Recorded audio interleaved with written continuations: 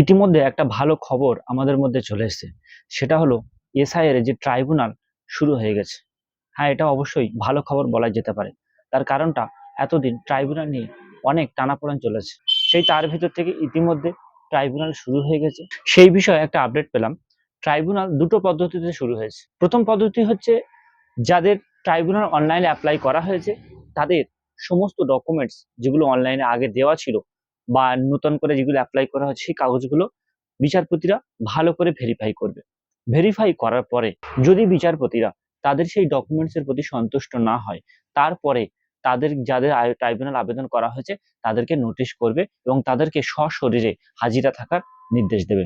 কারণ আপনার যে ডকুমেন্টসগুলো তাদের কাছে আছে, বিশেষ করে আপনার 2002 সালের লিস্ট বা আপনার 2002 সালে যদি না থাকে আপনার ফ্যামিলির বা আপনার দাদার বা আপনার বাবার সেই সমস্ত ডকুমেন্টসগুলো বা আপনার লিঙ্কের সার্টিফিকেট বা আপনার ওয়ারিশান সার্টিফিকেট যেগুলো আপনি দিয়েছিলেন আগে, সেই সমস্ত ডকুমেন্টসগুলো বিচারপতিরা ভালো করে ভেরিফাই করবে এবং আপনার আধার কার্ড, আপনার প্যান কার্ড বা আপনার জন্ম সার্টিফিকেট বা আপনার পাসপোর্ট সমস্ত ডকুমেন্টস তারা ভেরিফাই করবে।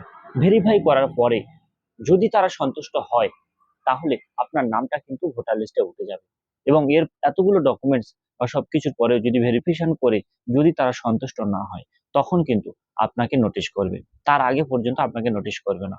তাহলে এখানে একটা জিনিস বোঝা গেল, যদি বিচারপতিরা ট্রাইব্যুনালে যারা আবেদন করেছেন তাদের ডকুমেন্টস দেখে সন্তুষ্ট হয় তাহলে কিন্তু তাদের আর হিয়ারিং এ উপস্থিত থাকতে হবে না। কিন্তু যদি বিচারপতিরা যদি ডকুমেন্টস দেখে সন্তুষ্ট না হয় তখন কিন্তু ট্রাইব্যুনালে উপস্থিত থাকতে বাধ্য থাকবে। এখন আপাতত এটাই খবর পাচ্ছি যে যাদের লিঙ্কের সার্টিফিকেট বা যে 13টা ডকুমেন্টস এর কথা বলা হয়েছিল সেই 13টা ডকুমেন্টস এর কোনো একটা ডকুমেন্টস যদি থাকে তাহলে তাদের মনে হয় আর হিয়ারিং এ উপস্থিত থাকতে হবে না। বিচারপতিরা তাদের আর হিয়ারিং এ ডাকবেন না। তার কারণটা হচ্ছে তাদের যে ডকুমেন্টস গুলো চেয়েছিল সেই ডকুমেন্টস গুলো তারা ভেরিফাই করে তারা সন্তুষ্ট হয়ে যাবে।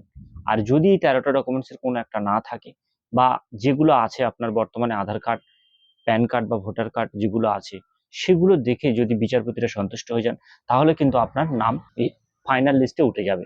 আর যদি এগুলোও দেখে না সন্তুষ্ট হয় তখন কিন্তু আপনাকে হিয়ারিং এর জন্য ডাকবে।